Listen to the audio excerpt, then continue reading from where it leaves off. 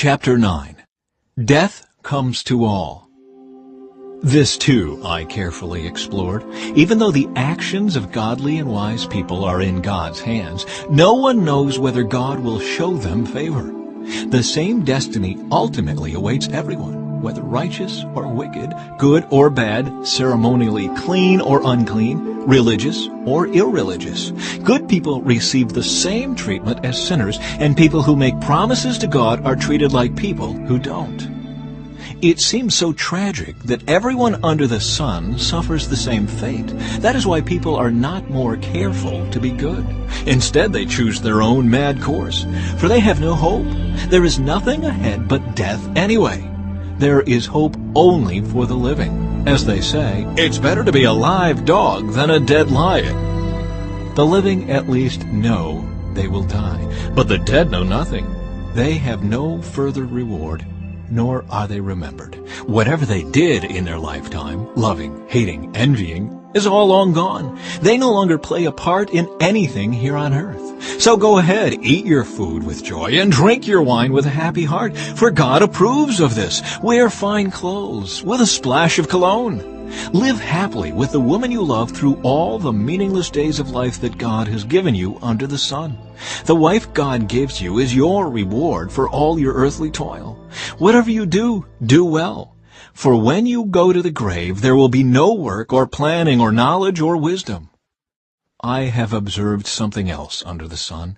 The fastest runner doesn't always win the race, and the strongest warrior doesn't always win the battle. The wise sometimes go hungry, and the skillful are not necessarily wealthy. And those who are educated don't always lead successful lives. It is all decided by chance, by being in the right place at the right time.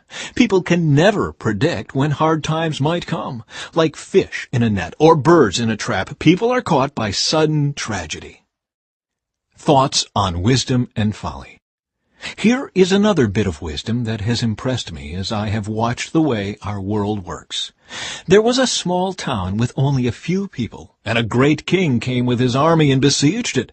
A poor, wise man knew how to save the town, and so it was rescued.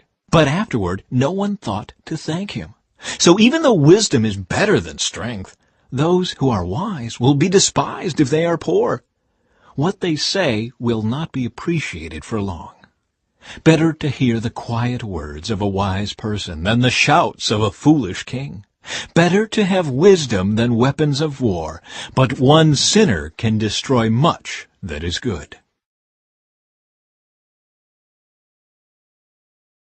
Chapter 10. As dead flies cause even a bottle of perfume to stink, so a little foolishness spoils great wisdom and honor. A wise person chooses the right road, a fool takes the wrong one. You can identify fools just by the way they walk down the street. If your boss is angry at you, don't quit. A quiet spirit can overcome even great mistakes. The ironies of life. There is another evil I have seen under the sun. Kings and rulers make a grave mistake when they give great authority to foolish people and low positions to people of proven worth. I have even seen servants riding horseback like princes, and princes walking like servants. When you dig a well, you might fall in. When you demolish an old wall, you could be bitten by a snake. When you work in a quarry, stones might fall and crush you. When you chop wood, there is danger with each stroke of your axe. Using a dull axe requires great strength, so sharpen the blade. That's the value of wisdom. It helps you succeed. If a snake bites before you charm it, what's the use of being a snake charmer? Wise words bring approval, but fools are destroyed by their own words. Fools base their thoughts on foolish assumptions, so their conclusions will be wicked madness. They chatter on and on. No one really knows what is going to happen. No one can predict the future. Fools are so exhausted by a little work that they can't even find their way home. What sorrow for the land ruled by a servant, the land whose leaders feast in the morning. Happy is the land whose king is a noble leader, and whose leaders feast at the proper time to gain strength for their work, not to get drunk. Laziness leads to a sagging roof. Idleness leads to a leaky house. A party gives laughter, wine gives happiness, and money gives everything. Never make light of the king, even in your thoughts, and don't make fun of the powerful, even in your own bedroom, for a little bird might deliver your message and tell them what you said. Chapter 11. The Uncertainties of Life. Send your grain across the seas, and in time profits will flow back to you. But divide your investments among many places, for you do not know what risks might lie ahead. When clouds are heavy, the rains come down. Whether a tree falls north or south, it stays where it falls. Farmers who wait for perfect weather never plant. If they watch every cloud, they never harvest.